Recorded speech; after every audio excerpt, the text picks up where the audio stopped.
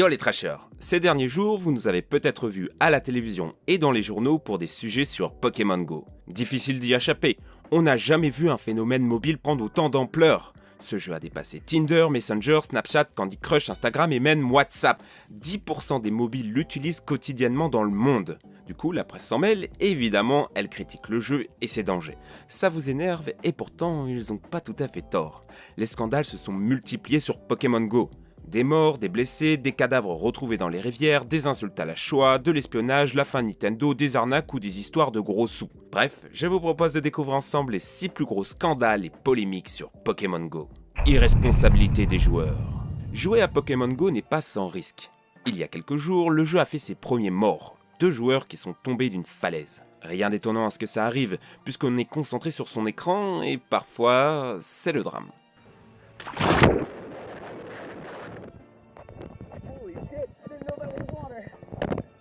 On a même vu une présentatrice de télévision traverser un plateau en plein tournage sans s'en rendre compte. Imaginez maintenant au passage piéton. Ils sont des dizaines à s'être déjà fait renverser par des voitures. Et je parle des piétons, mais ça va aussi pour les automobilistes qui jouent au volant. Si bien que la police française et américaine a été obligée d'avertir les joueurs de ne pas jouer en conduisant. Mais rien n'y fait, un Canadien a réussi l'exploit de percuter une voiture de police en cherchant un Pikachu. Moins drôle, on a aussi vu des jeunes qui vont capturer des Pokémon dans des endroits malfamés et qui se sont fait agresser. Ainsi, un gang a tiré des joueurs avec Pokémon Go pour les menacer avec un pistolet et leur voler leurs objets de valeur. Une autre histoire raconte celle d'un homme poignardé, mais continuant à jouer.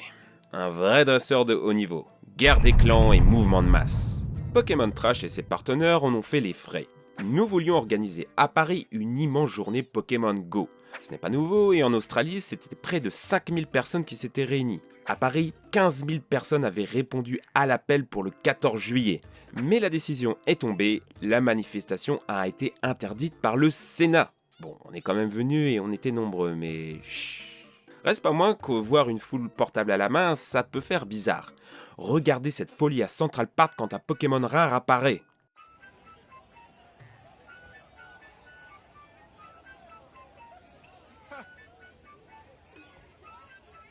La police reçoit aussi de nombreux appels d'individus soi-disant louches, qui se baladent dans les camps pour enfants, dans les propriétés privées, ou dans des campagnes paisibles en faisant des photos. Rigolez pas, on a trouvé ça sur Facebook. Mais ça c'est bon enfant. On voit mal comment des joueurs de Pokémon Go pourraient troubler l'ordre public. Et pourtant, par certains aspects, si. Vous le savez, dans Pokémon Go, il y a un système d'arènes à conquérir, rouge, jaune et bleu. Et parfois, ça rime à la bataille du terre-terre. Cette conquête de lieux réels dans le virtuel est poussée à un tel point qu'elle est devenue un outil de manifestation. Ainsi, les pro-LGBT et les anti-gays se livrent une bataille féroce aux États-Unis. Une église conservatrice qui était taguée comme une arène a été conquérie par un mélofée « Love is Love », un slogan LGBT. Ni une ni deux, l'église appelle ses fidèles à reconquérir l'arène avec un rondoudou dont le slogan est « Repentez-vous ou périssez ». Bonne ambiance. Pokémon Go signe la mort de Nintendo. Quoi? Avec la sortie de Pokémon Go, Nintendo a gagné plus de 8 milliards de dollars en bourse. Qu'est-ce que c'est que cette histoire de mort de Nintendo? Et si je vous disais que ce jeu sur mobile ne les arrangeait pas, mais alors, pas du tout. Le Monde a publié un article là-dessus. Elle explique que le projet a largement été piloté par Niantic et Pokémon Company. Or, Pokémon Company n'est pas Nintendo. C'est une entreprise indépendante qui gère les droits et la communication autour de Pokémon. Si l'intérêt de Nintendo est de vendre des consoles et des jeux de la même marque, Pokémon Company cherche plutôt à développer ses monstres partout dans le monde et sur toutes les plateformes si nécessaire. Big N est condamné à voir Pokémon Go grandir sans avoir les moyens d'agir.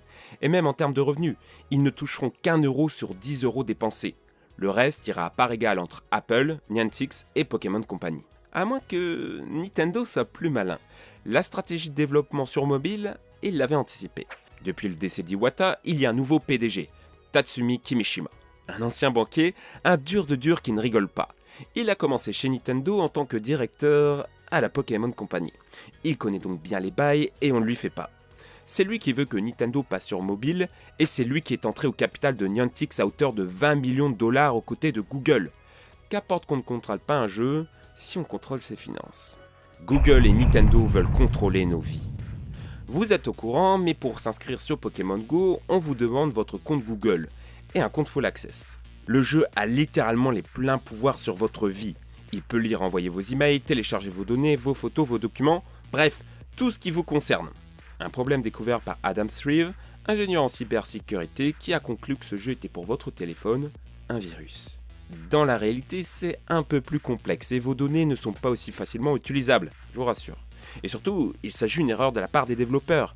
Ils l'ont expliqué, il y a les autorisations et ils ont tout coché par négligence. Mais ça a été réparé dans la dernière mise à jour et Pokémon Go ne peut plus accéder à toute votre vie.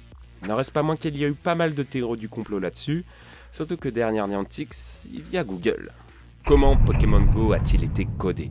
Il faut avouer que Pokémon Go est très impressionnant. C'est comme s'il connaissait tous les petits recoins de ta ville. Cette ruelle où personne ne va, ce graffiti caché, la jolie porte en bas de ton immeuble.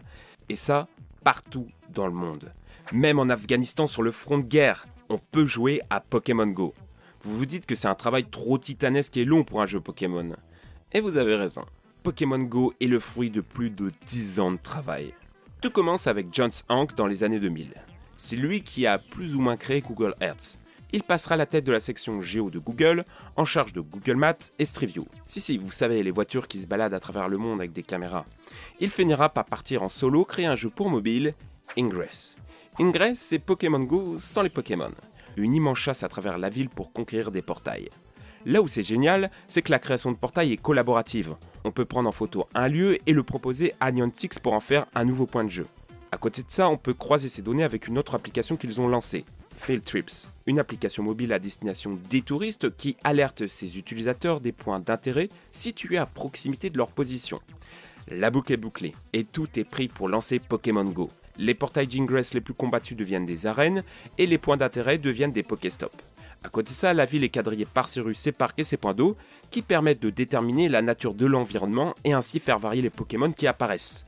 Beaucoup de Pokémon fantômes dans les cimetières, des Pokémon poissons dans l'eau et des parcs pleins de Pokémon rares. Pas de magie derrière cette précision, mais beaucoup de travail.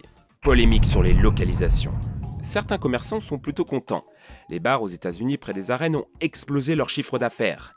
Mais cet Américain qui vit dans une vieille église, lui, est moins content. Sa maison est devenue une arène et ses voisins se posent des questions. Pourquoi autant de monde autour de chez lui? On a vu plusieurs cas identiques comme ce commissariat envahi de Pokéfans obligé de demander à ce qu'on joue dehors. Cela pose la question de comment on change le lieu d'une arène. Et surtout, est-ce qu'on a un droit à l'oubli? Est-ce qu'on peut enlever sa maison du jeu? La question s'est posée à Auschwitz, un lieu historique où même faire un selfie est mal vu. Alors imaginez y chasser des Pokémon. La polémique a même enflé puisqu'on peut trouver dans les lieux de mémoire dédiés à la Shoah et à l'Holocauste juif, des Smogo. Oui, un Pokémon en forme de mine qui se bat avec des gaz toxiques. Certains joueurs ont aussi remarqué que sur les cartes collaboratives, par exemple celle de Paris, on trouvait beaucoup de Lipoto en banlieue et un seul est répertorié à Paris, dans un zoo. Alors, est-ce que c'est le hasard, une coïncidence, des trolls ou des petites blagues de mauvais goût des développeurs? En tout cas, vous croisez des exemples dans les lieux où il y a beaucoup d'amoureux, et les Pokémon combat dans des arènes de judo. Quelque chose me dit que ce n'est pas un hasard. Un jeu sans avenir.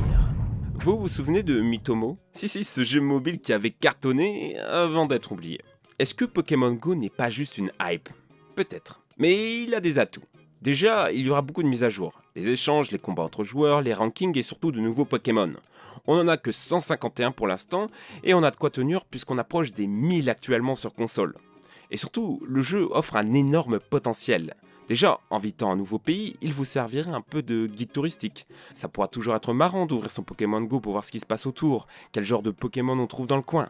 Et à côté, sacrée opération commerciale. Si demain on peut trouver un Mewtwo dans tous les McDonald's, d'après vous, qu'est-ce qui va se passer?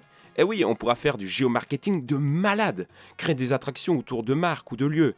Et croyez-moi, avec autant d'argent en jeu, Pokémon Go risque bien de devenir une plateforme marketing de premier choix. Ça n'est pas tombé dans les oreilles d'un sourd puisque le PDG a déjà annoncé la commercialisation de Pokéstop, soit la possibilité pour les commerçants d'attirer des Pokémon et donc des joueurs. Des scandales, reste pas moins que Pokémon Go reste une superbe expérience. Sortir dehors, rencontrer des gens, certes c'est la réalité virtuelle, un jeu, mais pourtant on y fait du sport, on marche au soleil et c'est super agréable. Pokémon Go marche tellement que les gens regardent moins de porno et YouPorn lui-même s'avoue vaincu. L'appli est même présente sur plus de téléphones dans le monde que Tinder. Vous préférez des gens dehors ou chez eux, dans la misère sexuelle? Alors, arrêtez d'écrire des articles méprisants sur ce jeu. Le monde est maintenant réenchanté et nos rues faites de béton redeviennent un parc de jeux rempli de secrets et de trésors à collecter. Et rien que pour ça, je te dis merci Pokémon Go. Et voilà, c'est la fin de cette vidéo, j'espère qu'elle vous a plu. Vous pouvez visiter Pokémon Trash qui a fait une super vidéo avec 15 astuces et secrets sur Pokémon Go. Dans les commentaires, dites-moi de quel team vous êtes et quel genre de Pokémon rare vous avez déjà rencontré, ça m'intéresse. En tout cas, je vous dis à la prochaine, merci les amis, ciao!